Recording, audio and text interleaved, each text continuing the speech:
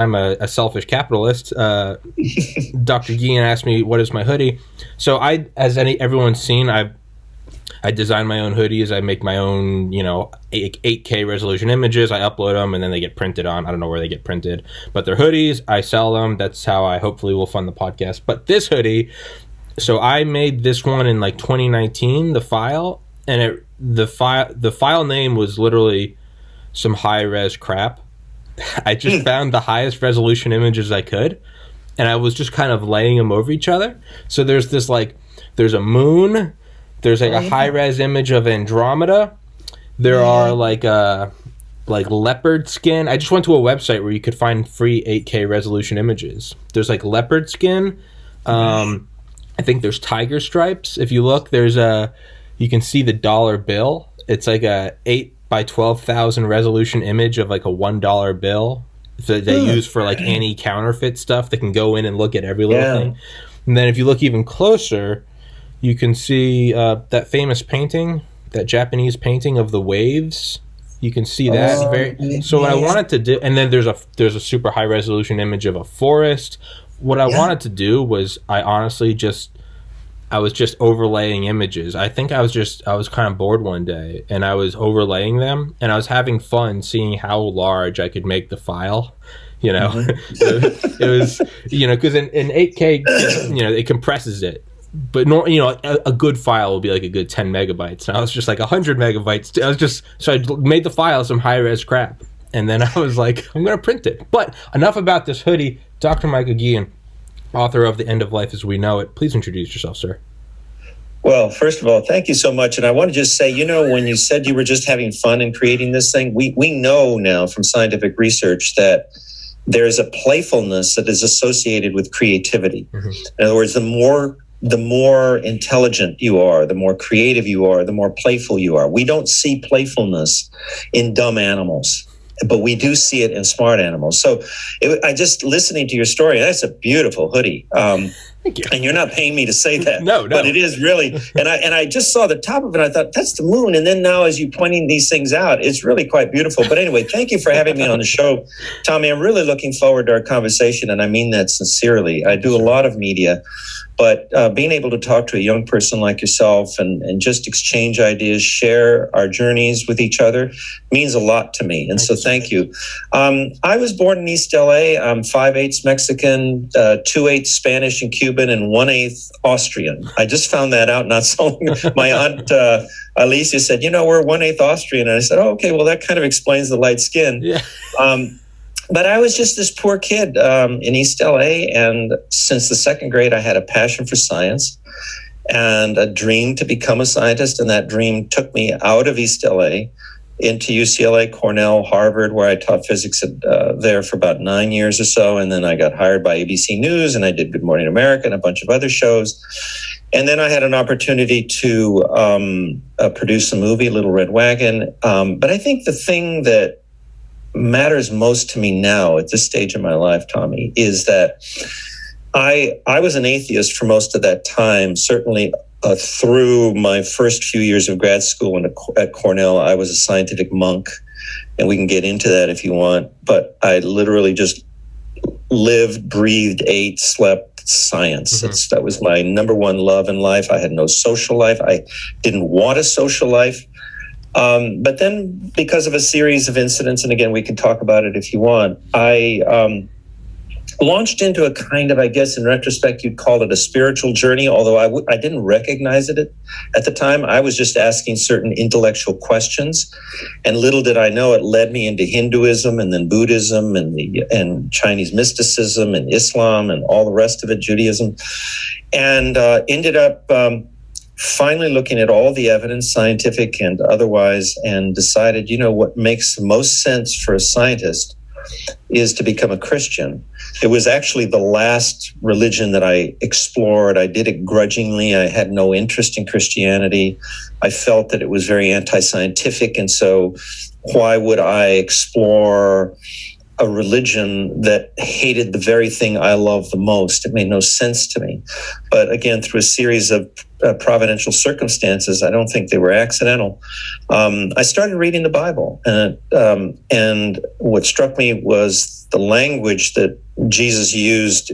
It struck me as very reminiscent of the science that I was learning in the classroom. And again, we can explore all that, but I'm just giving you a kind of a brief introduction. And so today, I'm really excited about exploring the intersection between science and faith. I love science. It still remains one of my greatest loves in life. It has been really kind to me, opened doors like you can't believe. But that intersection where science and the Bible, science and Christianity, science and religion in general just come together, to me, that interstitial space is so fascinating. And so it gets me up in the morning, keeps me up all day.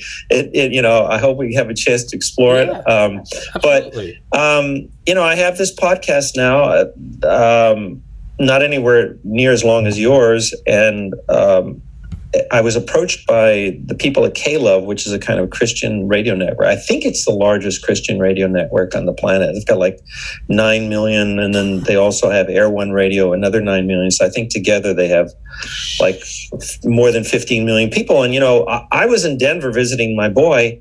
He's a Gen Zer, and I get a call out of the blue from these people and say, "Hey, we're starting a whole network of podcasts, of faith-friendly podcasts." They're not, they're not evangelical. Yeah. They're just faith-friendly.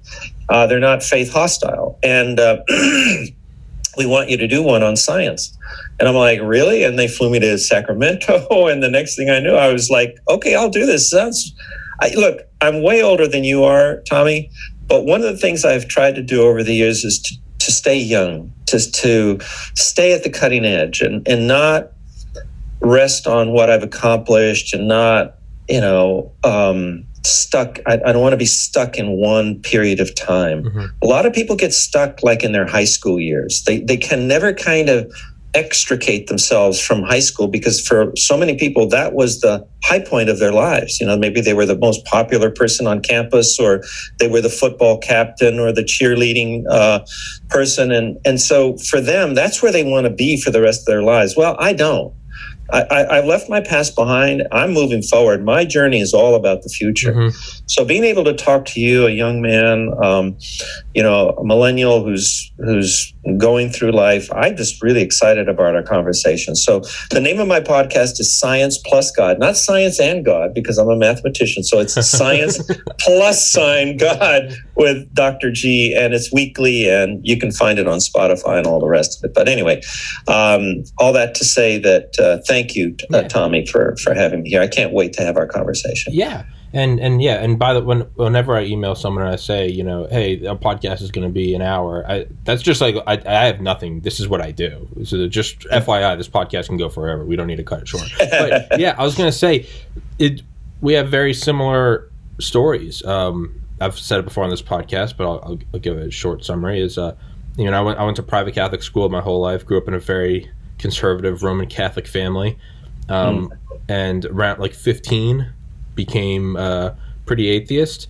In high school, started reading a lot of Ray Kurzweil, which you mentioned in your book. Singularity is in the air. And I remember this was like 2006. I must have come across like a crazy person. And I was like, there's an exponential curve in technology coming. We're all going to live forever. And they were like, they're probably like, this kid needs to be on a straitjacket in a padded room. And I was like, no, the robots are going to become conscious. It's the 3 bridges of genomics. And it's just like, all right. But, and then I went to college, and after a year of goofing around, I got very serious. And like you said, it's not just that I was pre-med. That's all I did. And when I went to the University of Georgia, which was the biggest party school in the nation. There's 30,000 students, half of which are beautiful women. I went to one football game my entire time there. I drank. I went out to the bars once, maybe twice a semester.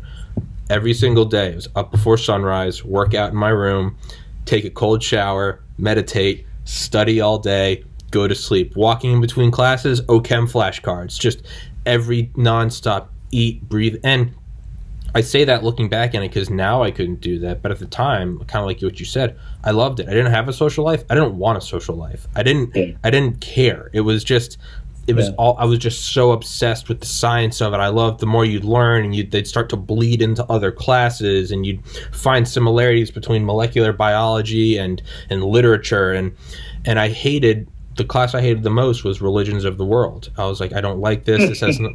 But as I meditated more and more and more, like you said, I slowly found myself moving towards, not in hindsight, I can see it was a spiritual journey, but at the time I had no idea.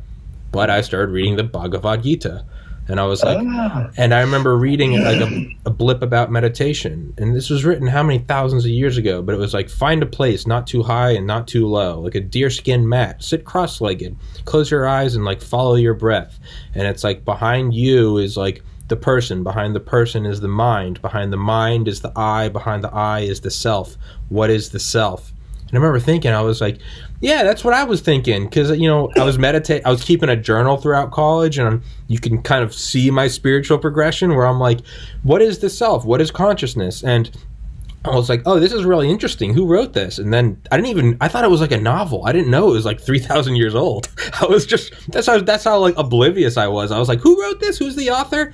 And it was like, oh, this is some ancient text. And I was like, that was the first thing that I was like, okay, so just like math, whether it's today or 5,000 years ago, like you can discover these truths, right? You can just, the gravitational constant you can discover on Earth or in Andromeda.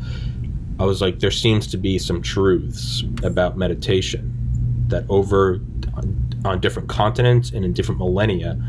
So that was the first kind of inching towards that. And then obviously losing a brother to suicide, that pushed me to like an existential crisis. But more and more, so finally, I'll finish this rant because I want to talk more about your book, is for my personal statement for medical school. When you apply to medical school, you got to do a personal statement, and then if the medical school deems you worthy, they allow you to fill out a secondary application. You got to write another essay. Wow. And I remember writing one for the Keck School of Medicine in LA, and it was what was the most exciting thing you've realized in the last year? And I think on the note of what you were talking about, I was trying to distill, one day I was meditating and I was trying to just distill reality to its most base form, which again is what a normal 21-year-old does, but and I was like, what is the one theme I've learned in all my classes in every science course? And I eventually came down to, it wasn't active diffusion and passive diffusion, it wasn't PV equals nRT, it wasn't acceleration, it was the one thing I could conclude from calculus to physics to microbiology to biochemistry it's the most simple one. For every action there's an equal and opposite reaction. And I was like, that's the thesis of physical reality. Now what's the other aspect? We have physical reality. Now what's the other half of reality? Consciousness, the one that experiences physical. All else falls into those two camps. So now let's distill consciousness. Going through all these different religions, Islam, Hinduism, Buddhism, Catholicism. I mean, what's the one thing, right? What's the one story they all have? The Great Flood. But what's the base thing? It's almost cliche, right? The golden rule. Do unto others as you'd like to have done to you. That's right. And I was like, that's an odd marriage. The one rule of the physical world is basically what goes around comes around. And the one rule of the spiritual world is what goes around comes around. And I put those two together and I said, that was interesting. The dean at the Keck School of Medicine said, that was the most interesting personal statement I've ever read. I said, thank you. And then I was promptly rejected from the school. But the point is... What? Oh, come on. But the point is, of that whole rant, is I think you and I went through a very similar path to where finally, I mean, about a year ago, I slowly realized that my meditations, which I've been doing every day for 12 years, were slowly turning more into prayers. And after talking to Charlie Duke, the 10th man to walk on the moon, he talked about, what do you do when you come back from the moon? There's no high. There's no, Top that. Yeah. What? Are you going to make me a fighter jet captain? Like, I've done it all. I've walked on the moon. He said that he went through a lot of despair and eventually kind of came to religion. And we had that talk, and that, I've emailed him back and forth, and he's kind of helped rekindle that faith in me. So a very long explanation short is I think you and I have very similar paths in that I don't think I'll ever be back to traditional Roman Catholicism, but I would definitely say I went from atheist to a little agnostic to full-on belief in God. I don't know what God that is. I don't, is it Yahweh? Is it Allah? Is it, the Old Testament God? I don't know, but I do believe in a God again, and that's just very oddly similar to your story. Yeah. Fascinating, and thank you for sharing that with me. No, seriously, because as I was listening to you, Tommy, a few things occurred to me, and that is, and I think it's illustrated in your life's journey and mine as well, that if you begin life by just asking questions, being just a curious person, which we're wired to be, and you just pursue the answers to those questions, I don't think that there is a difference between intellectualism and spiritualism. In other words, I think it's a continuity that if you pursue your intellectual curiosity, inevitably you will find yourself in spiritual territory. Yeah. And we make these artificial boundaries like, this is the intellectual territory and this is the spiritual territory, and the two can't meet, or the two are separate, or this one is dumb and this one is smart. I don't think so. I don't agree with that. It's interesting that what you ended up reading that got you into further into the kind of intellectual spiritual journey that you're on, and that is I became very interested after. Well, let me back up by saying I was at Cornell, and I think it was like maybe about the second year of grad studies that I just asked myself a simple question. All right, this universe that I've been studying is just amazing. And so I just wondered, how did it get to be so amazing? Because it didn't have to be this amazing. Even Einstein has this great quote that says, a priori, you would expect the universe to be chaotic. The fact that it's not chaotic, and more than that, it's comprehensible, he called it a miracle. And he said, well, it's either a miracle or it's a really deep mystery. And I agree with Einstein, because as a young grad student, so I would have been in my early 20s, again, just like you, I just asked myself that question. I was sitting at my desk at the Lab of Nuclear Studies at Cornell, immersing myself in theoretical physics, and I just said, well, it's like you asking yourself, well, what is self? What is consciousness? These are intellectual questions. These aren't spiritual or religious questions like we want to tag them and then somehow demean them or stigmatize them. No, it's an intellectual question. I wasn't a religious person at that time. I was a scientific monk. Yeah. I slept maybe 3 hours a day, and that's why your description of, going through the flashcards as you're walking through, I totally get it. Yeah. That was me. 3 hours a day. I usually slept between 3 a.m. and 6 a.m., and I even begrudged that. I was actually angry at my own body that I had to feed it, that I had to sleep for those hours, right? You get it. What is this madness? Why do I need this primitive fuel? I got to eat oatmeal for carbohydrates. It's like just plugging into a wall. I can tell it's you give yourself into that madness, and it's the most beautiful thing. But so you're pursuing your intellectual curiosity, right? This is not religious. I'm not talking religion. Mm-hmm. I'm just an intellectual asking a straightforward question. All right, I have studied the universe. I get it. It's truly amazing through and through, from the microscopic to the macroscopic to the astronomical. It is truly amazing. It's not like one of those hollow Easter bunnies that, you look at it and it's foil wrapped. Oh, how beautiful. And then you crack it open. It's like, what? Yeah. The universe could have been like that. Yeah. And it wasn't. The more I broke open the universe, the more I studied it, the more even amazing it became. You look at a rainbow and it's beautiful, but then if you start studying the refraction, diffraction, or reflection that makes a rainbow, it's even more spectacular than what it appears to the naked eye. So in asking this question, I knew science offered me answers, very elegant answers in the form of Big Bang Theory and the quantum vacuum and all the rest of it, and beautiful math, elegant math, and I was just in love with it. But as I learned more and more about these theories, I realized they had holes in them. And it was like like, wait a minute, these theories that are being offered to me don't fully satisfy me. Again, intellectually, this is not a spiritual. I didn't recognize this as any kind of a precursor to a spiritual. This was just me being me. This was the nerd being the nerd. All right. And so when I became a little bit dissatisfied that the scientific theories of the day were not fully answering my probing curiosity, my probing, merciless curiosity, because that's really what it is. My curiosity is merciless. And don't stand in the way of my questioning. I'll just bowl you over because I want answers. That's all I care about. I want answers. I don't want dogma. I don't want your opinion. It doesn't matter to me. Give me data. I just want answers I can hang my hat on, that I can base my life on, so that when I wake up in the morning, I understand what I believe.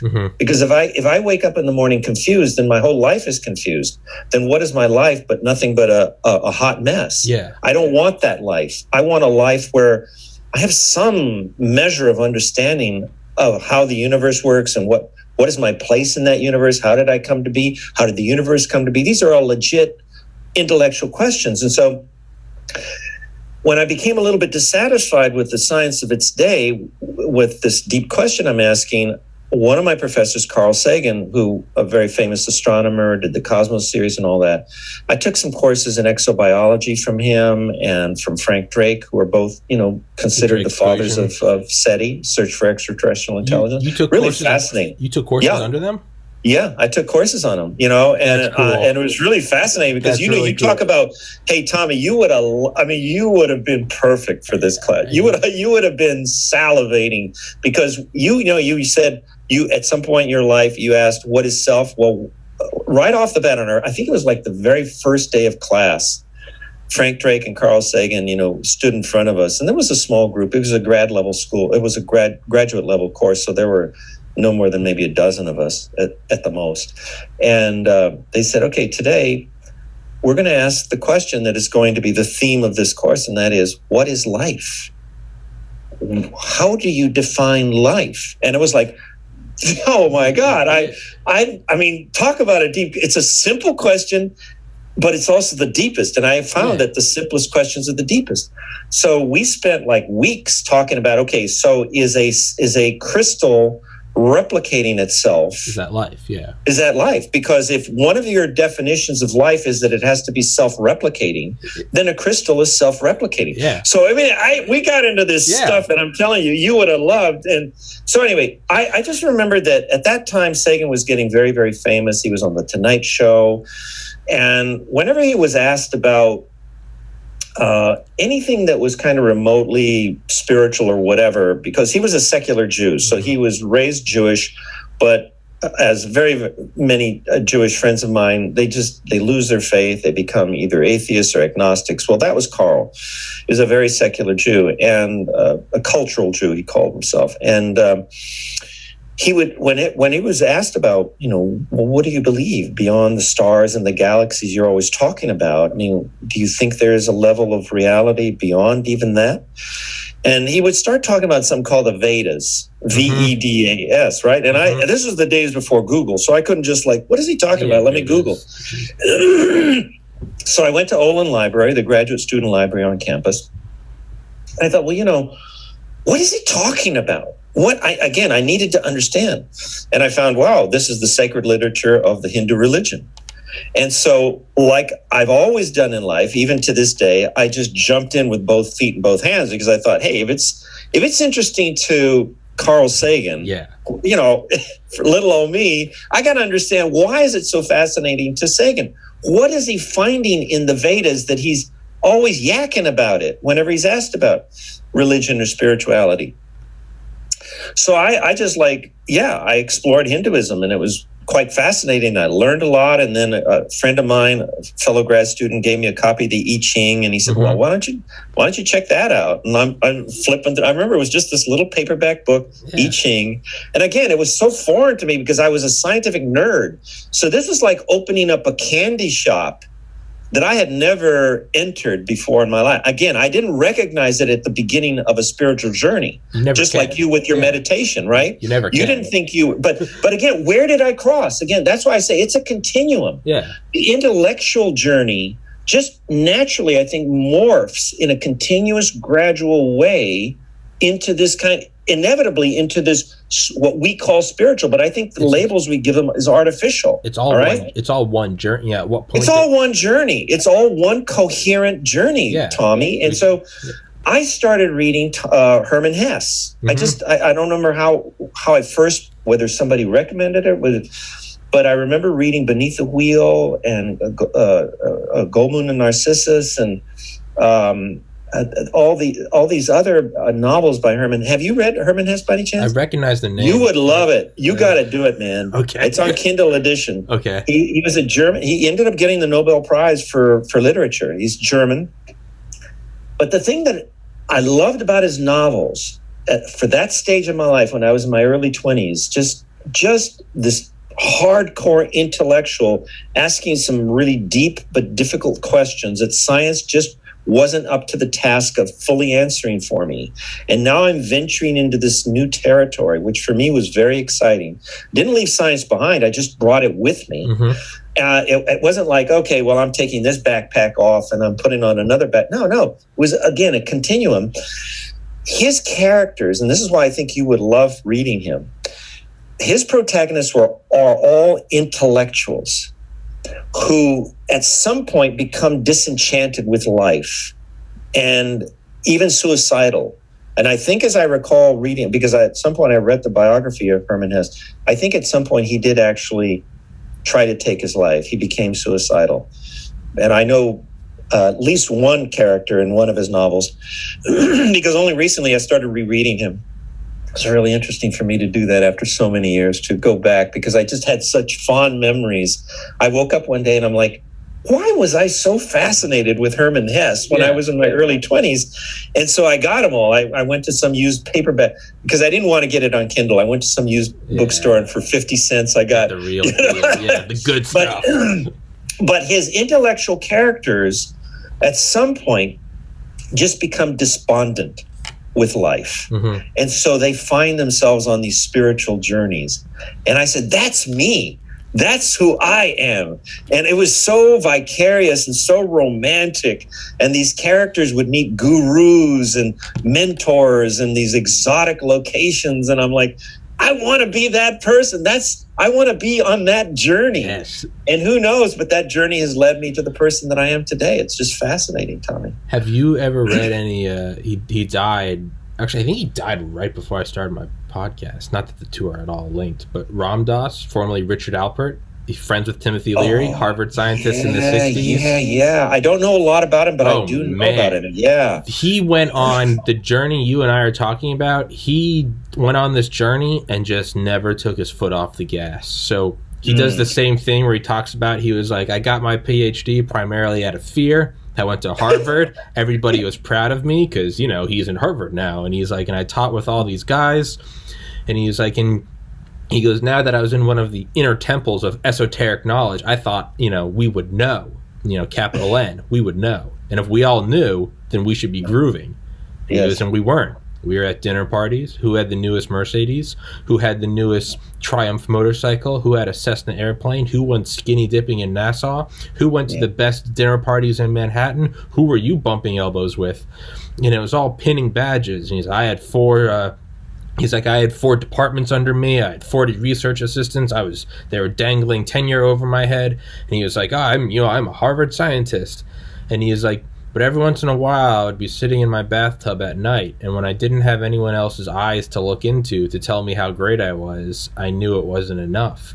And I was, and he goes, and down the hall from me, he was talking about, he worked in the psychiatry or psychology department.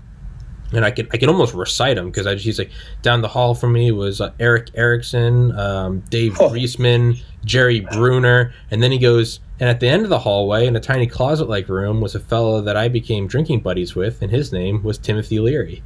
And and it starts with them going to Mexico. They wanted to just go to Mexico. They end up He says he found Timothy at one point. He got there like a day before him, and he was like, and Timothy was sitting there in the grass looking up at me, saying that he had just eaten some mushrooms he found. And so I ate some. And we learned more about the mind in 7 hours than we had in 27 years. And he goes on to this whole, they start the LSD experiments. He gets fired from Harvard. And he doesn't just stop. He goes, so I go to the Himalayas. So he goes, he's driving through Iran in like a rainbow-colored Volkswagen bus, just driving through. Oh my God. he's like smoking hashish, looking at like an Islamic revolution through the eyes of a haze. And he goes, eventually I end up in the Himalayas. And every once in a while you'd meet someone else and you could look into their eyes and, you know, their eyes would be saying, do you know? And you'd be saying, no, I don't know. Do you know? But no one would say a word. He's like, but you'd meet these young professionals from IBM, from Stanford. They're all these guys that had kind of gone to the highest rung of academia and realized that the answer wasn't there. So they're all where else but like India. And they're out seeing all these temples and stuff, just taking it to the next. It's like the grad school of grad school. And finally, he meets this guy. And he's like, a year prior, my mother had died. Her spleen got too big and they had to take it out and she died. And he's like, and I had a very close relationship with her, but you know, it was whatever. And mind you, this is the early 70s. So he's in the middle of nowhere in India. There's no internet, there's no phone, there's no nothing. And he goes and he meets this like, kind old man, and he's just like meditating on a hillside. And he goes up and he like, you know, just kind of starts talking to him. And he goes, and I hadn't told anyone about what happened to my mother. No one knew. And even if they did know, the only people that would know it were like my friends from Boston. Mind you, no internet. And he goes up to this old man meditating, and he looks at me, and and through broken English, he goes, your mother died. And he goes, yeah. He's like, I know these tricks. He's just gonna fish around until he can find something out about me. And he goes, Boston. And he goes, yeah. He goes, yeah, Brigham Young or wherever. And he says, and he looks at me and he goes, spleen. And he goes, at that moment, he goes, I started crying harder than I've ever cried in my life. He goes, you can tell how old Ram Dass is. He goes, because like a computer, when you feed it an insoluble equation and a red light goes off because it's like dividing by zero, he goes, my mind searched for every answer. And he goes, it just ding. And he goes, and that's the moment where I began to wake up. And he goes, at the second moment, I was also terrified because I was also traveling throughout India with LSD. And he goes, for a split second, I thought, I was like, is this guy CIA? Is this all some elaborate ruse? Oh my gosh. And he goes, and then he realizes it's not. And he goes, so I ended up staying there for like 6 years, learning all these forms of yoga, all these forms of meditation, the Bhagavad-Gita, all this. He comes back to America. He's got this big beard and beads, and he just goes on like a speaking tour for the next 40 years, just all about spiritualism. And I mean, if you listen to some of this guy's talks, it's everything we're talking about, but he just goes to the end, and he's like, what is any of this? I mean, this guy's like yourself. He's a Harvard scientist, and he was like, the end. And then even when he gets into psychedelics, he goes, I thought I found the answer. And he goes, but psychedelics is a lot like, it's a microscope. You can use it to find the answer, but once you see what's under the microscope, you don't need the microscope anymore. Or another analogy is, use the phone to hear the message, but once you've heard the message, hang up the phone. And he was like, even psychedelics. He was like, LSD was a lot like, it allowed you to go to heaven for a couple hours at a time. It was like the wedding in the Bible. He was like, you can sneak into the wedding being enlightenment. And he goes, but eventually they'll find you and they'll kick you out and there'll be much gnashing of teeth. And he was like, so you can sneak into the wedding, but they'll find you. And he goes, and the security will kick you right out. And that's coming down. That's coming down off the LSD. Meeting this guru. It was Neem Karoli Baba was his name.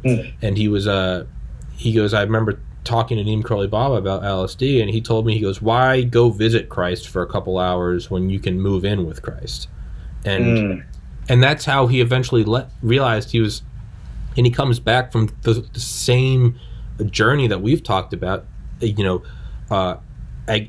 hardcore fundamentalist materialist scientist, reductionism. It's all matter, just cold bumping around in the universe of nothingness, and it will all decay into nothing, to finding psychedelics, to finding Hinduism, to finally realizing he was like, there is no one answer.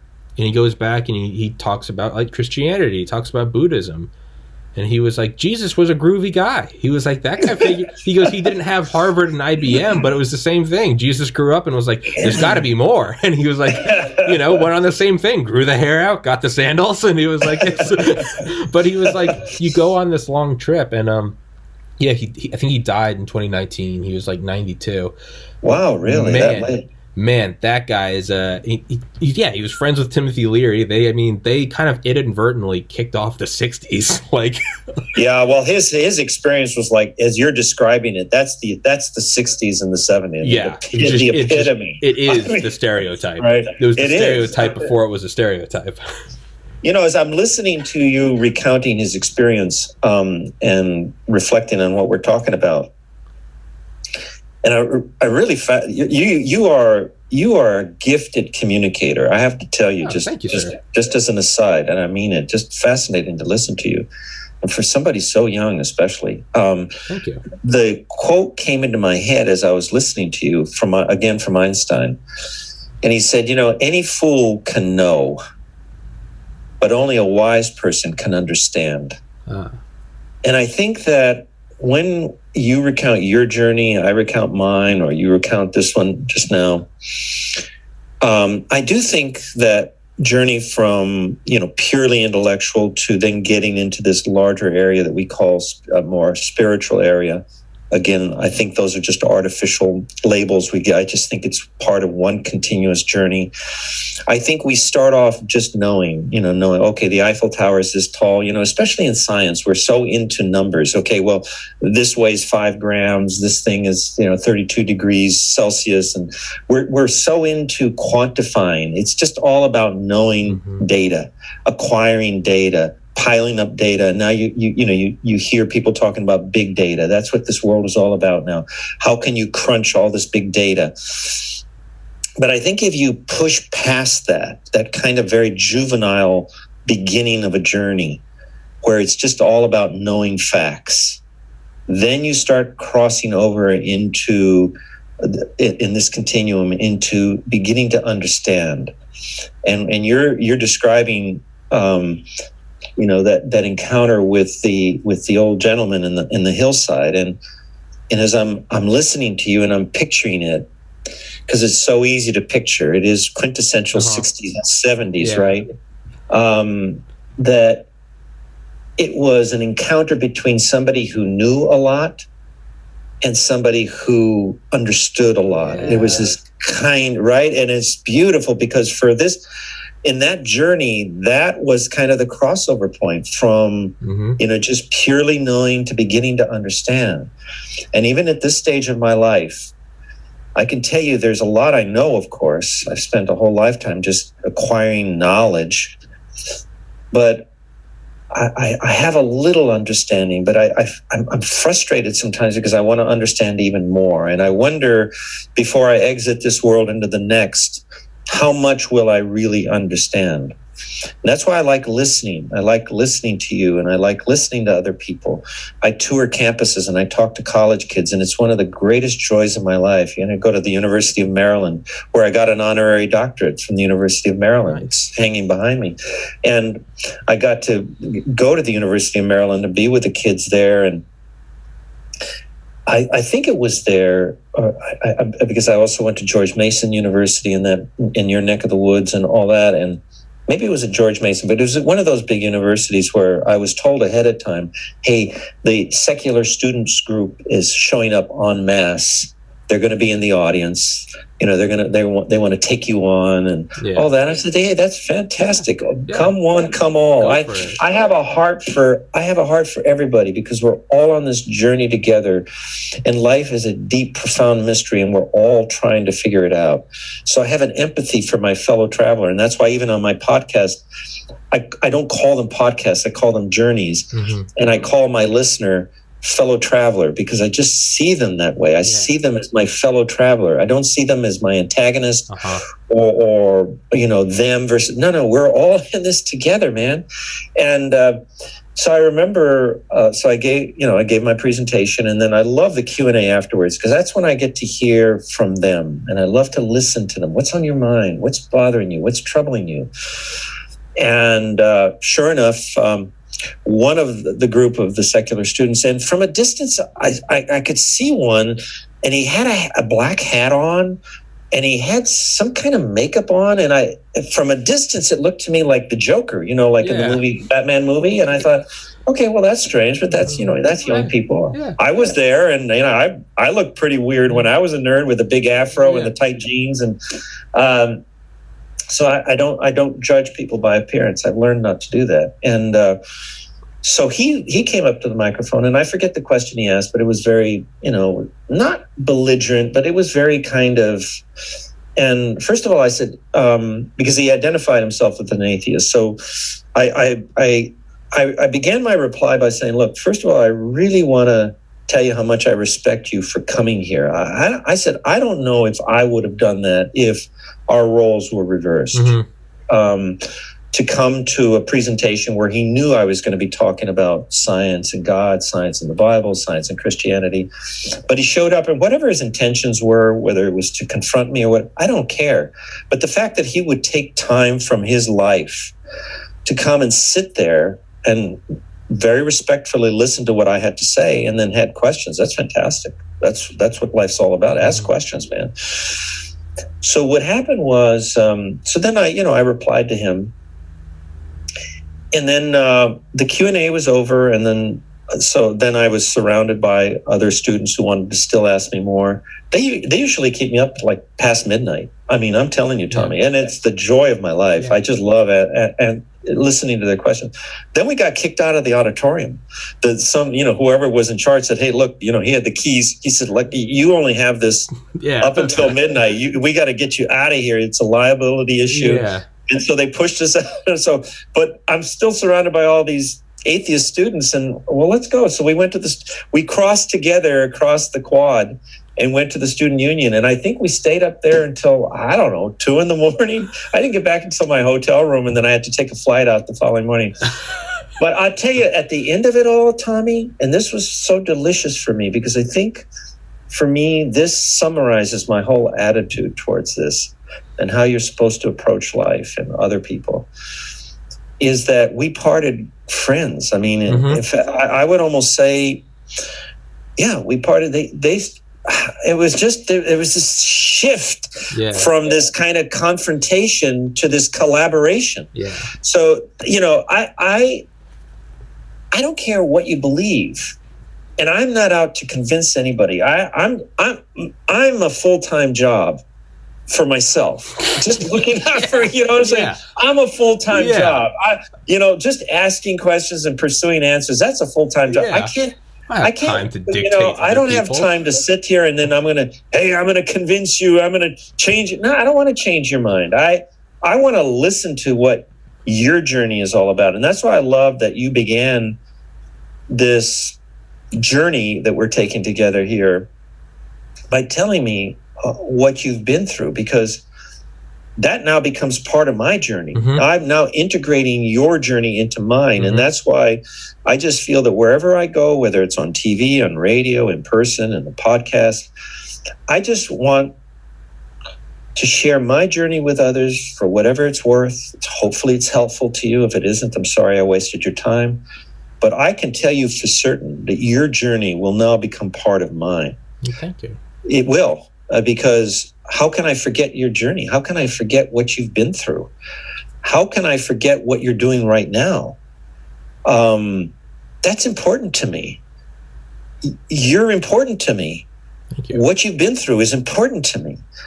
And it helps to raise even more questions in my mind, which I will then pursue answers to. But as much as I know, Tommy, I can't sit here and say that I'm a know-it-all. I'm not. No. I don't want to be a know-it-all. I don't want to come across like a know-it-all. I'm in this journey like you are. And I'm further along because I'm just older than you are. But I'm so fascinated with just sharing one another's stories. But I do believe that I want to urge your listener and your viewer, don't just stay in the zone of your journey, that kind of infantile part of your journey where you're just acquiring information and you become like this know-it-all. You become like this encyclopedia of information. Right, and you hammer people over with how much you know. Wow, I know this, and I know biology, and I know chemistry, and I know enzymes, and I can tell you the difference between this and that. Okay. Well, gee, I'm not impressed. All right, congratulations. You win the Big Head of the Year award. Yeah. But I want to urge people, just keep pushing on your journey. Push the boundaries. Push it. Push past your comfort zone. Get into that area of not just knowing, but beginning to understand what it all means. Who are you? Why were you born? Yeah. What is life all about? Is this just an idle exercise? Are we just two meaningless people just yakking it up about meaningless things, and that we'll both die and that'll be the end of it? Really? I don't believe that. We just two little self-aware blobs of protoplasmic fat just talking to each other on a rock flying around a fusion explosion, and we're patting ourselves on the back because look at my knowledge and your knowledge and blah blah blah, and then we just die and we're no more significant than like pig trough. And is it that? Or is, like you said, it's not just about acquiring more and more knowledge. And I was that guy for a while in college. Yeah, me too. I now know more. Bernoulli's principle. And look at this. I can tell you about physics. And did you know that you blah, blah, blah, blah, blah, blah, blah. And it's just like, sure, it's good. It's good for like a test, like the MCAT. It's good for that. And I scored this on the MCAT. And I got a medal. But you can do that.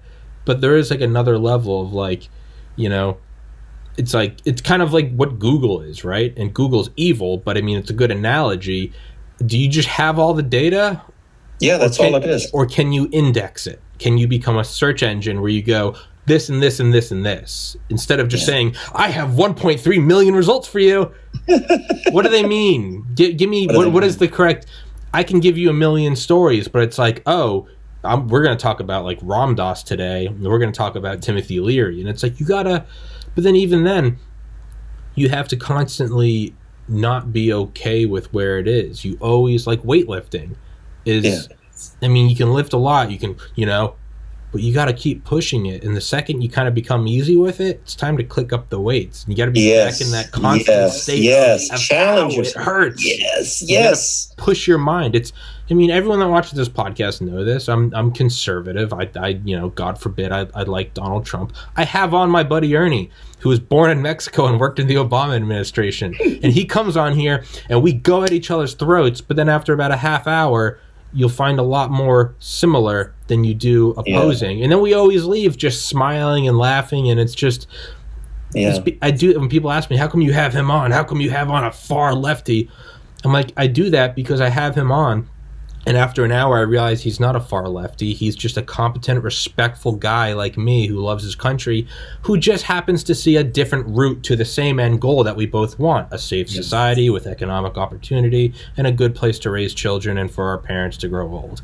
He looks at it this way and I look at it that way. And we've become so accustomed to the Democrat, Republican, but reality is, but that's not even the point. The point is I have him on and I have on my other more liberal friends, because it's very uncomfortable for me, and it's recording, and I don't edit out. So I'm like, I got to keep my cool. I can't, and sometimes he'll bring something up, and then, I'll be like, well, yeah, that's a good idea. And he'll be like, that wasn't Trump, Tommy, that was Obama. And I'll be like, well, okay, now I just got served. And you have to own it in real time. You can't change it and be like, well, I'm editing that part out. No, you're sitting here, your face is getting red. You're like, okay, I'm wrong. And it forces you. It forces you to just step out of that comfort zone. So it's not even the whole politics. But it's back to what you were saying. It's don't stay in that comfy little I know more. No, have on someone that completely challenges you, tears your beliefs apart, and cites their sources, and then have to go, okay, all right, okay, my image isn't right. And then the next day you're like, okay, now I got to look at the world differently. The game is shifted a little more. There's a I was going to say your quote about journeys is another Ram Dass Richard Alpert quote is, we're all just walking each other home. And I'd love that quote. And that's what we're all doing in this world. And he was like Hitler and every Jew. He was like Ronald Reagan and every Soviet. He was like, we're just, whether we know it or not, we're all walking each other home. And some of us have different karma cycles than others. But really what we're all doing is we're all giving each other more information, and we're all going back to like the same guiding light from which we emerged. And he was like, and that's all life is.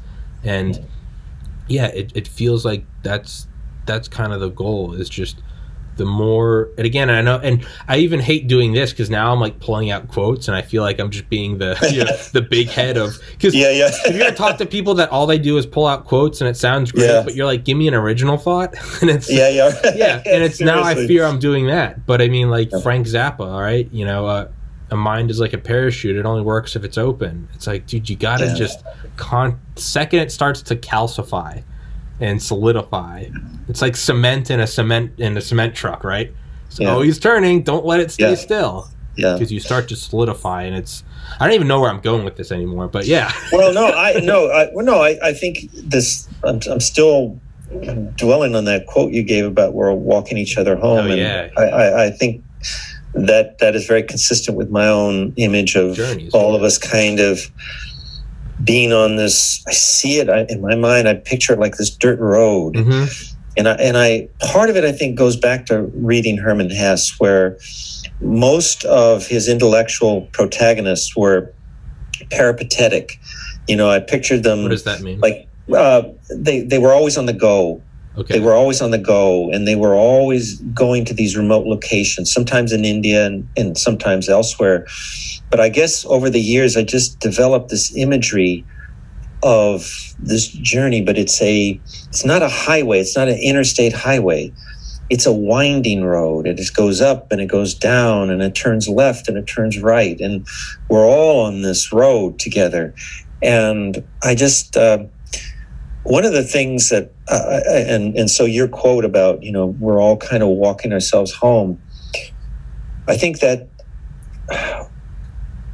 one of the things that I've learned because over the years, I've interviewed a lot of scientists and interviewed my own share of Nobel Prize winners and gotten to know quite a number of them. And one of the things I've noticed about them, and I'm speaking generally, but it's an accurate generalization, is that there is a wisdom about them. They're not just big know-it-alls. And you would think that, you know, when you go in to interview like Leon Letterman or the guy who invented the laser, and, you know, these are the Nobel Prize winners of physics. That, you know, they are the priesthood of physics. And you would think going in to talk with them, sit down and talk with them, you know, they come across like these big know-it-alls, but almost without exception, I have found them to be very reflective, like the kind of conversation we're having. They're aware of the fact that it's not just about knowing. They are people who are far into the journey of trying to understand. Whereas I have found scientists who are very successful but haven't reached that pinnacle of pinnacles, they tend to be the know-it-alls. They tend to be the members of the National Academy of Sciences, you know, who are very kind of atheistic in their outlook. They haven't quite gotten to the pinnacle. They're not like that old man on the hill, you know, with his legs crossed and has an enormous understanding. And so I just find it interesting, Tommy, that because it's just so obvious to me, having interviewed hundreds, if not thousands of scientists, that there is that difference. I've noticed you get the know-it-alls, and they're very, you know, they're famous scientists in their own right, and they've gotten as far as the National Academy of Sciences, but they haven't pushed past that kind of know-it-all phase. And so what you find is that among the Nobel Prize winners, they tend to be very religious people, whether they're Jewish or Christian.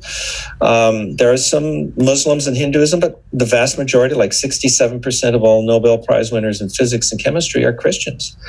And I've always found that to be really interesting. It's like, why? Because you hear people saying, well, yeah, but Christianity is anti-scientific. It isn't. That's a lie. It's a misunderstanding. But I've seen this firsthand, that those people who have reached the pinnacle of pinnacles, the Nobel Prize level, they don't just know, they understand.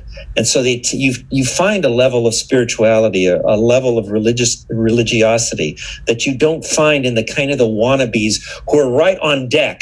They're on deck. They're waiting for that phone call from Sweden. Yeah. Yumpinimini, it's the big one. Right. And getting that call from Sweden saying you got the Nobel Prize. But it's, the man I taught with at Harvard, Roy Glauber, got the Nobel Prize. And I remember in quantum mechanics, and he was a great guy. He died. Miss Roy so much. And I remember I was filming for the History Channel. I have a series called Where Did It Come From? It was a primetime series on the History Channel.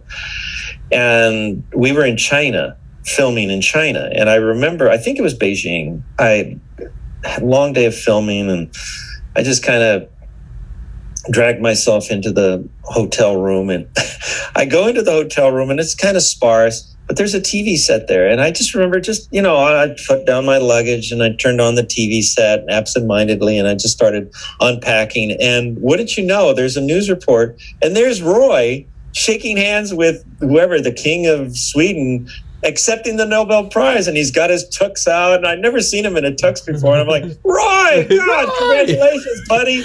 And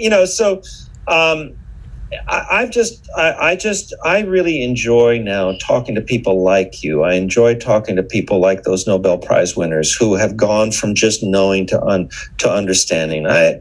I just get exhausted by people who want to impress me with how much they know. It's like, okay, big whoopee. I was there, done that, been there. And I'm in the fourth quarter of my life. You're barely in the first quarter. And I'm just very conscious of how precious time is. Mm-hmm. So like when my wife said you invited me to be on the podcast, she knows enough because we get a lot of invitations. Says, well, who is this person and what's their angle? Because I really don't want to waste my time yammering about stupidities about the latest scientific headlines, because scientific headlines are perishable. I'm interested in things that are imperishable. I'm interested in truth that lasts, that is not like milk or like today's news headlines that are perishable. I want to talk about things that matter now and 100 years from now. Yeah. So when somebody sees your podcast 100 years from now, they're going like, wow, that's still relevant. Look at these two guys. They're talking about things that matter, instead of like, hey, did you see the headlines yesterday? They just discovered a new bacteria, a strain of bacteria. Who cares? It's just another factoid. I did that for many years at ABC News. I did all the headlines. I did that for many, many, many years. And it was fun. And I still keep up with all the sciences because science is my love. But I want to be at that intersection. I want to be at that intersection of Ram Dass and the old guy. That's where the sparks are flying. Yeah, that's where knowing meets understanding. That's where I want to be. Yeah, man. That's where I enjoy it. And you're so young to have gotten there. So I'm really loving our conversation. So thank you for this. Yeah. Yes, sir. It's. And I was thinking and I know I said I'd only keep you for an hour, by the way. So if at any point you got to go, let me know. No, I've got nothing doing. We can keep going. I'd love to keep going. Yeah. I was thinking about what you said. Yeah, there's that level where it's not to beat a dead horse, but it's the person that just regurgitates everything. Well, there's this new bacteria and it metabolizes blah, blah, blah, blah, blah, blah, blah. And it's just like, I get it. Like, you can't, fine. Yeah. And then there's the person that knows. And it's, you kind of, if everyone I've interviewed, let me find what episode it is, because I always get it wrong. How can you remember? You have, like 300 and some episodes? 371. But they all stick in, and, like, I remember weird spots of weird ones. I'll try to... I think I'm on episode 41 and I have a hard time already. What was it, 13 that I talked about time or whatever? But you're like 300 and some. Oh, no, I remember very like distinct ones. They're kind of like islands. Like I know one. And I also relate them to different, like, I remember when I interviewed that guy, what I was doing in my life. Episode 82, John Romanello, who's an author. I think he's like maybe 5-6 years older than me. Everyone I've interviewed, scientists like yourself, I think that's the wisest person I've ever spoken to. He's 5 years older than me. And, like, you want to hate him. The dude's got a jawline that you could sharpen a diamond on. He's buff. Seriously.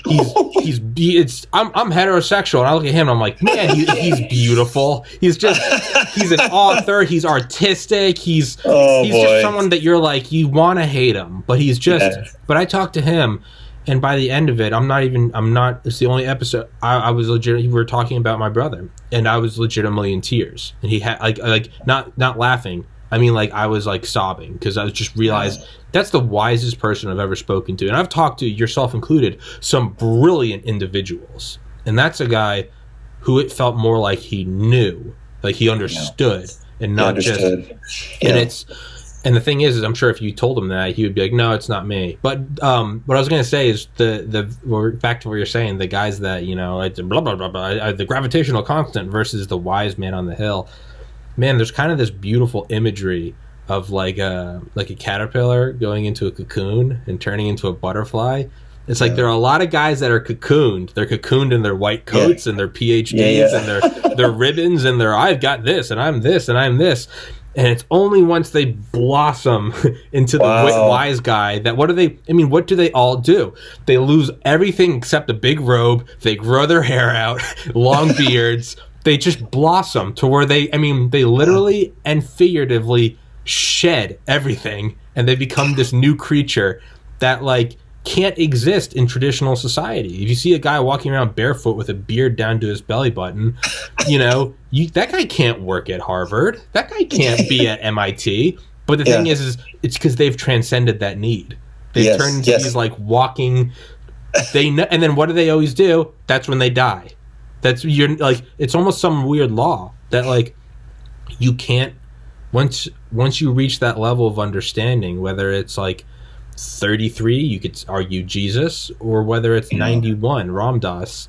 It's like there's almost some weird self-limiting mechanism to where like you can only know you figure out the game, and the universe is like, all right, buddy, you've had enough time on this planet. It's like when you start winning too much money at a casino and the pit bosses throw you out. You start to figure it out. You're like, oh, this is all just one thing, and we all are one consciousness, and we're helping each other go home, and everything is love, and this is all suffering is an illusion. And it's like, all right, buddy, you've had enough to drink, and they throw you out of the bar, and that's when you die. And you're not allowed to know. You're not allowed to know.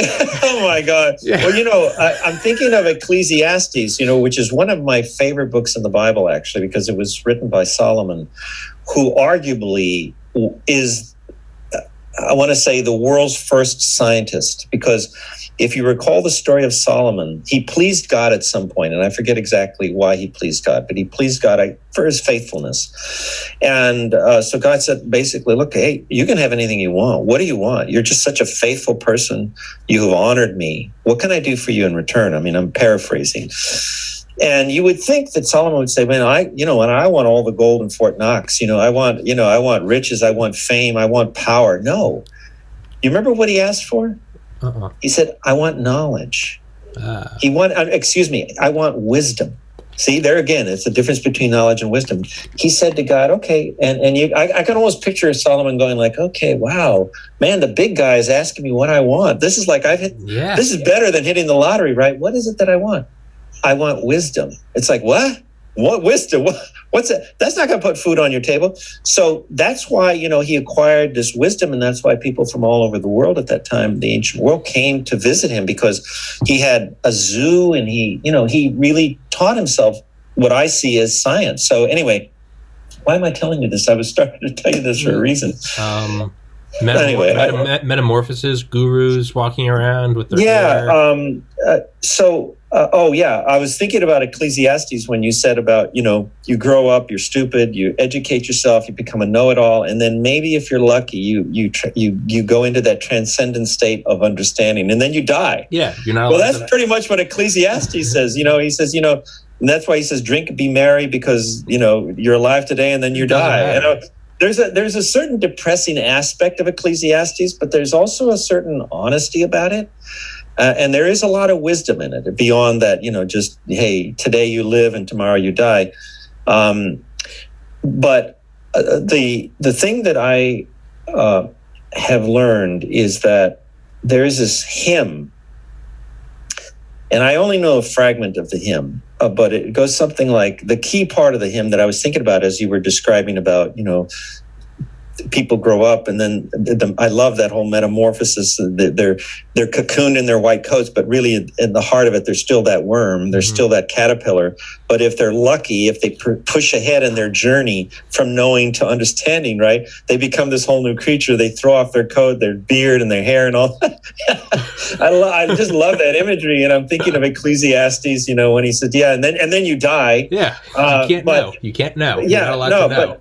So I'm thinking of this fragment of a hymn is also kind of crossing my mind, and it goes like this: "And the things of this world grow strangely dim in the light of your glory and grace." So the things of this world grow strangely dim in the light of your glory and grace. My wife is talking. Have I got that right, sweetie?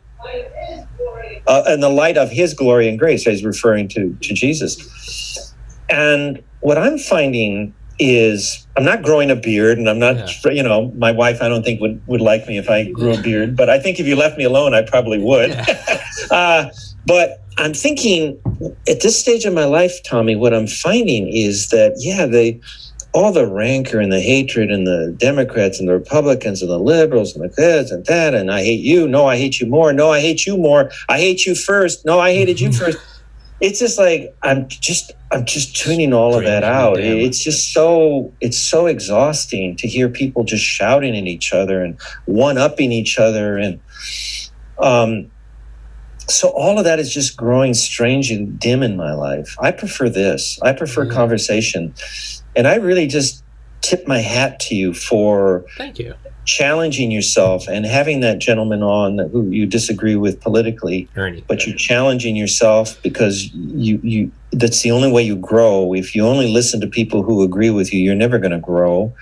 How can you grow? People are, Tommy, you're great, just the way you are, brother. Hey, buddy, just stay the way you are. I love it. Well, then you're going to just stay who you are. How will you ever have the chance to grow and it's uncomfortable and it's not fun. No, it hurts. It's distinctly not fun. But I think that at this stage of my life, I don't want to be a part of that. I remember once, and I think it was like a Nightline, and they asked me to do a story on something that was called the prime use movement. I think that was what it was called. It's out west primarily, where there's a lot of disagreement about how do we use federal land. And of course, the cattlemen out there say, let us graze on the land. It's just sitting there. It's doing nothing. We're not going to harm it. Just let our cattle graze on it. We'll make sure that they don't graze it to death. We can move them around so that the land stays healthy. And then there are the hardcore environmentalists who say no, absolutely, it has to stay pristine. It's like freeze it in time. As if we humans are not a legitimate part of the ecosystem. We keep out the people, and so I did. I did the Nightline. You do like a 9-minute setup video piece. And then Ted has 2 guests on typically who then use the video piece to spur on a discussion, right? So I kind of set up the discussion with my video piece. So I remember sitting in the office at Nightline one morning. We were trying to figure out, okay, well, who are the 2 guests going to be? And so immediately people said, well, let's have Al Gore, because he had just come out with a book. I forget something about the balance of life or the balanced earth or something. He was out there predicting. This was like, you're talking 20 plus years ago. We have 5. And he was that was what he was making the rounds in the media, and he was saying, we only have 5 years left. The earth is going to be, well, that was like 20 some years ago, and here we are. And now we have who's a John Kerry saying we only have 9 years left. Oh my goodness, these politicians should stay out of science. I'll tell you what, I'll make a deal with you. I'll stay out of politics, please. You're making a fool of yourself. Stay out of science. For any intelligent person to say that we have 9 years left, oh my gosh, it's so embarrassing. But anyway, that's a whole different story. So okay, well, let's have Al Gore on, and he can pitch his book and all that sort of thing. Well, who are we going to have as the second guest? So we're like, people are throwing out suggestions, and Ted said, let's have Rush Limbaugh. And we're like, we look at Ted and we're like, Ted, because Ted's liberal. Yeah, He's very liberal. Yeah, and then it's Rush Limbaugh, just like the caricature of like the evil Republic. I know. We're smoking and worth $1 billion trillion, and he's in a palace in Florida with a gold microphone. And he's like, the immigrants and the minorities. But yeah, right. So I learned something about Ted that day, and he's like you. He has his political views, but he doesn't reside in an echo chamber. He has friends who are very conservative, and he gets along with all of them. He listens to them. He lets them talk. He doesn't interrupt them. He doesn't bash them. He doesn't demean them, humiliate them. And so there was just like this moment of frozen silence in the staff room when he said, well, let's have Rush Limbaugh. And we're like, okay, Ted. Well, who says no to Ted, right? Yeah. And I didn't make the immediate connection. He wouldn't have been, I have nothing against Rush Limbaugh, but I didn't make, what does Rush Limbaugh have to do with the environment? I mean, I know he's got very strong political views, but I didn't see I could see the connection with Al Gore because he'd just come out with a book, Earth and the Balance or something like that. And so he said, yeah, okay, that's cool. And he says, then I'll take care of it. I'll call Rush myself. He's a good friend. I'll book him on the show. And we're like, wow, he's even good friends. And it turns out, but here was the funny thing. So the show aired that night. It was always live at 11:30. And I was in the control room watching it because my piece was the one that set up the whole discussion. And there we entered, then Ted started here. And we have tonight Al Gore, and then we have Rush Limbaugh.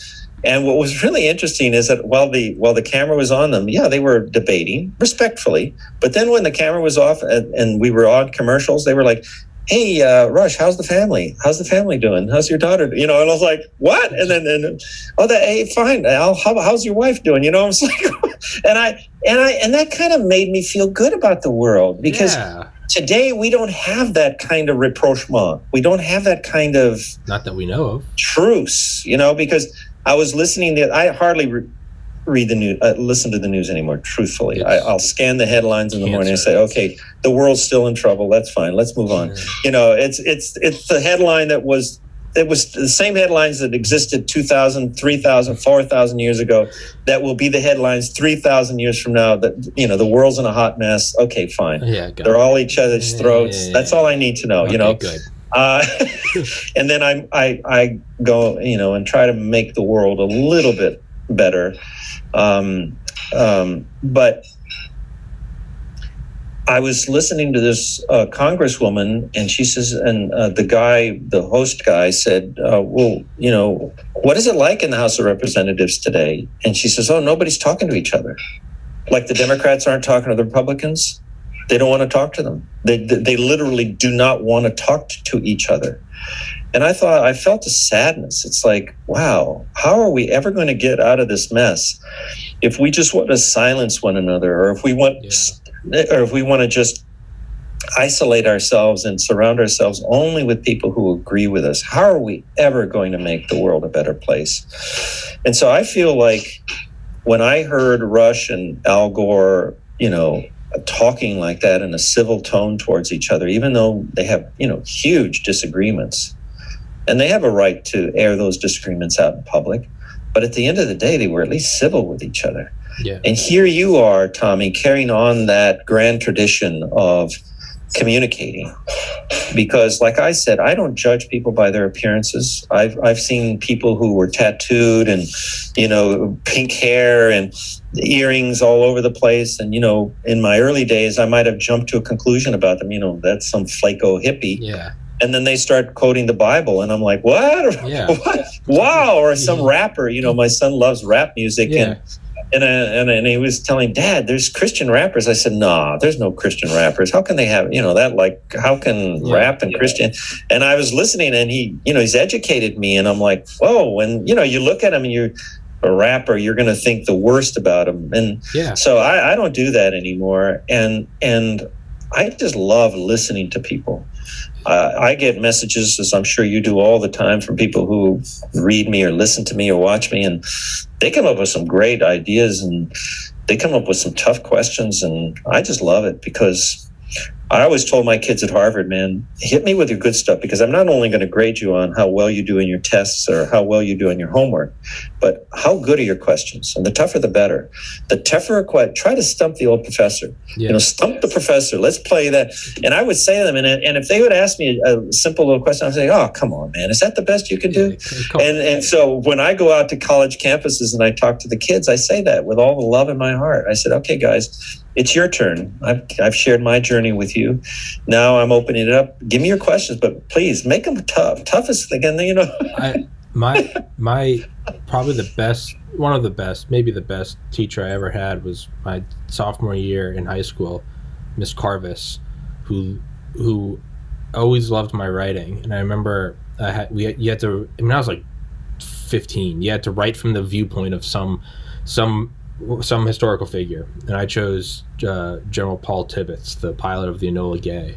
I remember it was like the night before it was due, and I just wrote like the quickest piece of crap ever, and I tried to doll it up with like vocabulary and blah blah. I remember I turned it in, and at the end of the class, like the next day, I was like leaving, and she was like, "Tommy, could I talk to you for a second?" And I came back, and she's like, "So I'm not gonna grade this," and I was like, "Okay." She goes, "Because this is horrible," and I was like, "Okay." And she goes, "If anyone else did this, I would just give them a C, but I know what you're capable of, and I take this as like an insult." And I was like, "Okay."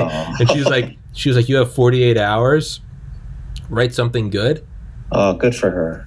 And I remember I wrote like a 2-page paper about the atomic bomb, and as far as I know, for like the next decade, she used that paper as like an analogy she would read it to her class and be like, "This is what you're capable of." Because it was like it was one of the best things I had written. I was like 50. I'm sure if I read it now, I'd roll my eyes. But I just remember there was no like, "Hey, you can do better than this." She pulled me aside and she was like, "This is like toilet paper. This is disgusting." And she was like, "Come back with like what you're worth." And to me, that was like just the right amount of motivation with a little bit of an insult, just enough to like light the fire under you, right? Just enough to be like, "Come on, you're better than that." But yeah, it's what. But to dial and back, good for her, by the way. Good for her, Tommy. I know. I hear stories about professors who wouldn't be that generous. They would just give you the F and write you off. Yeah, I'm surprised. And there are very few things that make my blood boil, but that makes my blood boil. I'm an educator at heart. I'll tell you. Once I was at a men's retreat. It was a Christian men's retreat. And I was kind of still a young Christian. I was still kind of exploring it and didn't totally get it.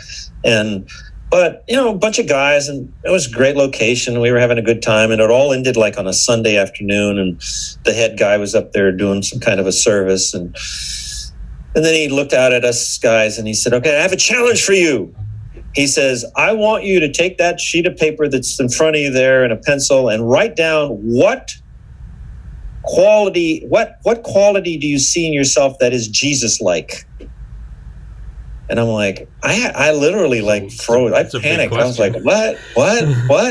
And I had my cell phone, and I probably shouldn't have done it, but I snuck and I called Laurel. I said, "Laurel, I'm supposed to write down what Jesus-like quality do I have? Like, I'm clueless here." And she said, and she didn't skip a beat. This is my wife. She's so beautiful. She says, "What are you talking about? You're a teacher. You're a teacher. Jesus was a teacher." And I'm like, "Thanks, bye." Boom. I wrote it down. And I've never forgotten that moment because it like crystallized in my head. That's who I am. People, "Oh, you've been on TV, you've been this and that, a movie producer." No. I'm a teacher. Yeah. That's how I see myself. And so when I hear stories about teachers who just have no mercy, and I'm like, why are you in teaching then? What do you get joys out of giving an F to a student who you know is capable of better, like you? Why would you do that? Why would you demoralize a student? I mean, can you go home and feel good about that? And I've heard stories like that. And I'll tell you, at Harvard we don't give Fs, we give Ds. That's the lowest grade. So it's E's rather. So it's A, B, C, D, E. Okay, so I can tell you in 9 years of teaching physics at Harvard, I never gave an E, ever, never once. I never gave a student a failing grade. I gave one D because she really deserved it. I kept giving her chances after, and I can't get into it for confidentiality reasons, but I just kept giving her chance. She would come to my office and she would explain her plight, and I would say, okay, well then do it this way. Anyway, at the end of the day, I didn't want to fail her because I didn't want to keep her from graduating. She needed this class to graduate, and so I had to give her a D. But if a student came to me, like I had one student come to me one semester, and I said, where have you been? I mean, you haven't been in class. I haven't seen you now. Like, you're coming at the tail end of the semester and you're wondering what you can do to pass this class. I said, first of all, can you just tell me, where have you been? And so he says to me, well, I've been in Puerto Rico because Harvard students, they do these, I forget the exact name, but they're travel guides. And I think they're called the go-to travel guides, or go to Brazil, go to Puerto Rico, go to Hawaii. I may have the title wrong, but it's like that, like go-to guides. Okay. Well, he just decided that he wanted to become the editor of the go to Puerto Rico guide, which meant he had to spend most of the semester in Puerto Rico doing research. And I first of all, I said, man, that's really cool. First of all, I said, that's cool. I wish you had just told me. Yeah. Instead of just like being MIA from my class. I had no idea. I didn't know if you were in the hospital or what. I mean, come on, man. Yeah. Cut me some slack. I do care about you. You're one of my students. I really cared about each of my students. And I said, okay, well, now what can you do? You have like 2 weeks left in the semester. I'll tell you what. I said, and then I can't remember exactly what, but I concocted something where I knew what he liked. I knew what he was good at. I knew what motivated him. And I somehow worked out a special project that combined that with physics. And, and the title of my course was Particle, Waves, and the Structure of Matter. So we started out by talking about particles, and then waves, electromagnetic waves, acoustical waves, and then we ended up with quantum mechanics. So it was particle, waves, and the structure of matter. And it was a Science A course. So it was absolutely required for the kids to graduate, to pass the class. So I had to come up with something for this kid who's off in Puerto Rico. But I did, and I said, look, if you can do a really good job, I mean, I'm looking for you to do, don't just slapdash, don't do that to me. I'm giving you a chance here to do well in this class, even though you've been absent most of the semester. I get it, I understand. You weren't just goofing off. And he did it, and I passed him. I gave him a good grade, probably like a gentleman's C. At Harvard, we have what's called a gentleman's C. If you at least, do decently, you'll get a C, a gentleman's C. Try, yeah. Yeah, you give it the old college try, but for your teacher to do that for you, Tommy, man, I mean, respect. I mean, that was beautiful. And look, you remember her name, you're recounting the story, and it's an inspiration instead of saying, and you know what Mrs. So-and-so did for me? She gave me a big old fat F. Yeah. And you gave me a big old black eye. Yeah. That would be a horrible story. Nobody would be inspired by that. So we have a chance in life, I think, to just either add to the world, add to the positivity of the world, or to add to the negativity of the world. When you invite somebody on to your podcast, like that gentleman with whom you disagree, you're adding positivity to the world because at least you're talking to each other. Mm-hmm. How can we ever get past this terrible period of time we have if we don't even just talk to each other, respect each other enough to talk to each other? Remember, you're probably too young, but I'm not. I'm old enough to remember when Yasser Arafat was the head of the PLO, mm-hmm. Palestinian Liberation Organization. Okay, you may have read about it. And president after president, U.S. president after president, Jimmy Carter, all of them, they tried to get the PLO to sit down with Israel. Can you guys just sit down, work out some kind of an agreement, Middle East peace, once and for all? Can we just have peace in the Middle East? And you know what the sticking point was always? That the PLO refused to even acknowledge the existence of Israel. Oh, yeah, it's like China and Taiwan. You can't even... So they wouldn't even be willing to go and talk with them, to sit down. Now, the fact that you're willing to sit down and talk to somebody with whom you disagree with, maybe deeply disagree with, that's the beginning of reconciliation. That's the beginning, at least, of civility.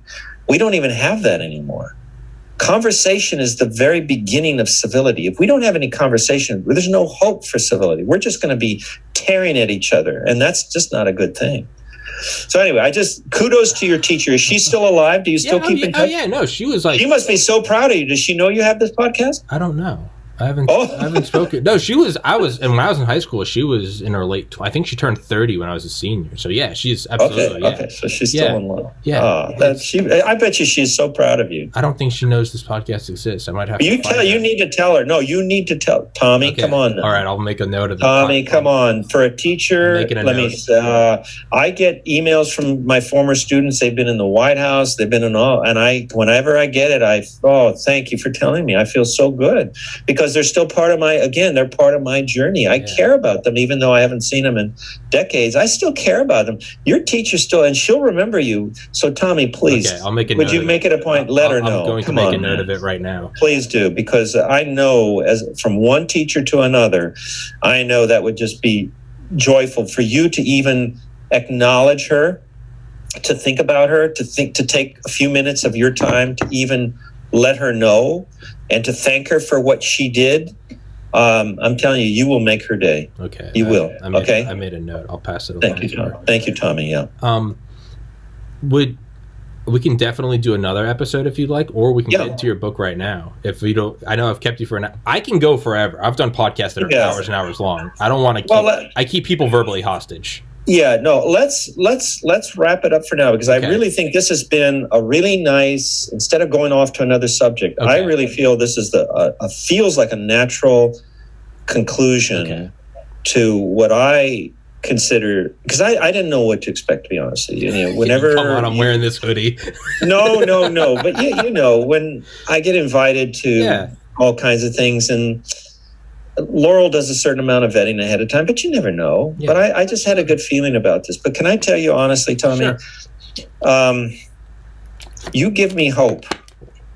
Thank you. That we can have a better life and a better world. You've been through a lot. You've had more than your share of hardship. But you've managed not only to survive it, you've managed to triumph over it. And now you're sharing the blessings of that triumph with others through this podcast. And you shared that with me. You've touched me deeply today. Thank you, sir. And I want to thank you for that. And I want to encourage you to keep doing what you're doing, because we need more young people like you that will give us hope that we can have a better world that we're experiencing right now. So I just really want to thank you for the time that you've spent with me. I want to encourage you to keep doing it, and I'll be happy to come back to you and talk to you about my book. But for now, thank you. Thank you for being such a thoughtful young man, for not giving up on yourself, not giving up on others, not giving up on this life, and not giving up on this world. It would be so easy for you to do that. But you have managed through thick and thin to develop a worldview, a hopeful worldview. And I want you to keep nurturing that, keep feeding that positive worldview, okay? Would you promise me to do that? Yes, sir. All right, great. And I look forward to the next time. Yes, sir. All right, thank you very much. And we will.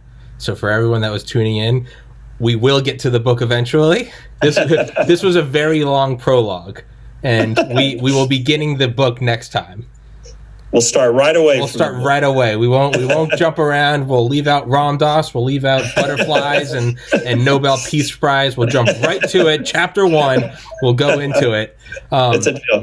It's a deal. But that's what on a side. That's what I love about this podcast, though, is that I never know. People ask me, they're like, for you, for example, someone might ask me, oh, where do you know Dr. Guillen from? What are you guys going to talk about? And I'll say, I have no idea. I'm not, I know that he wrote this book and I spoke to his wife. I don't even know what he looks like. That's where I go into these podcasts. And a lot of people don't believe it, but I sit down and I'm like, let's do it.